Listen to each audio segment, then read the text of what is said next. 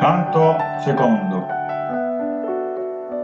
Nicola intanto era già lontano da quel luogo che fu prima dimora. L'aquila che dall'alto lo guidava, nel suo passo deciso sorvegliava. Il sole incominciava a tramontare, il giorno era prossimo a imbrunire, nell'aria echeggiava un suono lento e si trovò nei pressi di un convento. Non potendo col buio continuare, al convento decise di bussare. Gli aprì un frate e con umiltà Nicola chiese ospitalità. Disse: fratello, lasciatemi entrare, vi giuro non vi do nessuna noia, desidero soltanto riposare, come fa giorno devo continuare.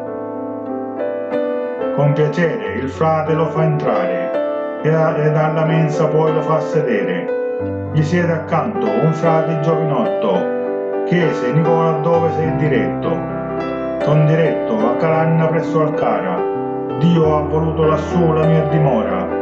Disse il frate: sembra organizzata, anche io domani faccio quella strada. Io vado a Fracalà nel mio convento, che da Calanna è poco distante, domani quella strada devo fare. Fino a Gazzana ti posso accompagnare. L'incontro di Nicola e Fra Lorenzo nel sacro convento di Maniaci fu un segno voluto dal destino per volontà del Padre Divino. Percorsero insieme quella strada Padre Lorenzo e Nicolò Politi. Nicola con Lorenzo si confida: già da 3 anni faccio l'eremita, voglio pregare Dio in penitenza, a lui dedicar la sofferenza, per amore il mio corpo fu umiliato, quotidianamente straziato. Lorenzo ascoltò quelle parole, si commosse per quello che diceva, si rese conto che quel giovanotto era persona di grande intelletto, di carisma ed eroiche virtù, vero discepolo di Cristo Gesù, di viva fede e generosità, di grande forza e grande umanità. Intanto erano giunti alla Gazzana, in quel luogo la strada si separa, l'aquila che li aveva accompagnati compie nel cielo eleganti planate. Si abbracciano i 2 amici con affetto, fra i 2 c'è reciproco rispetto. Dice Lorenzo: Nicolò, non dubitare, un giorno o l'altro ti vengo a trovare. Un luogo ti voglio indicare, in poco tempo ci potrai arrivare, e perché no, frate diventare. Padre Gusmano è il superiore, e certamente ti potrà aiutare. Quel luogo è alla Madonna consacrato, a Maria Assunta del rogato. Da Lorenzo Nicola si congeda, è ormai vicino, vede già la meta. Quel luogo era una rupe desolata, di pietre, d'irte spine e d'acqua priva, da serpi di ogni genere abitata, d'ogni persona umana sconosciuta. Un'imponente roccia sovrastava e l'intera vallata dominava. Il sole ogni cosa arroventava, il respiro affannoso si faceva, la sete alla gola lo mordeva, amara come fiele diventava. Non c'era traccia d'acqua nella zona, Nicola si scoraggia e si dispera, non sopportava più quella calura. Vi prego, Dio, placate questa arsura. Ma Dio dal cielo subito provvede, gli disse: figlio mio, non dubitare, percuoti quella pietra che hai davanti e vedrai scaturire una sorgente.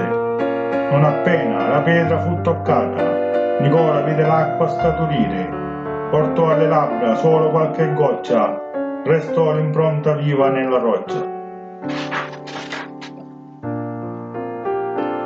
Soltanto qualche goccia gli è bastata per allentare la morsa della sete. Ringrazia il Signore l'eremita per quell'acqua che fu fonte di vita. Nicola riprese il suo cammino, sentiva che ormai il posto era vicino. L'aquila il suo volo aveva arrestato, la grotta sotto un masso gli aveva indicato. L'aquila, benedetta dal Signore, rimase sopra il monte a sorvegliare, regina di Alcare e del Calanna, che di Nicola fu guida e compagna. Così Nicola vide la dimora, per lui da Dio già predestinata, quel luogo che da belve era abitato, per Dio diventò luogo consacrato. Quel luogo era adatto per pregare, era tranquillo e non c'era rumore, si sentiva la natura palpitare, si sentiva l'usignolo e le cicale, le alastre e le ginestre erano in fiore, si vedeva una esplosione di colori, sul Calanna l'aquila gridava, lodi al Signore Nicola innalzava. Sentiva una campana da lontano, in quell'ora suonar l'Ave Maria, il suono proveniva dal rogato, il luogo che Lorenzo gli aveva indicato. Decise di recarsi l'indomani per accostarsi alla comunione. Quando la notte cominciò a schiarire, Nicola era già pronto per partire.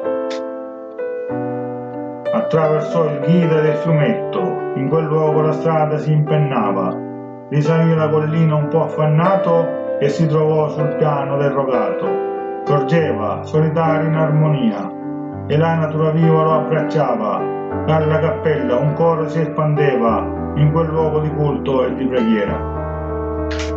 Con umiltà e con grande cortesia, Nicola chiese di poter entrare nella cappella per poter pregare e a Don Cosmano tutto confessare.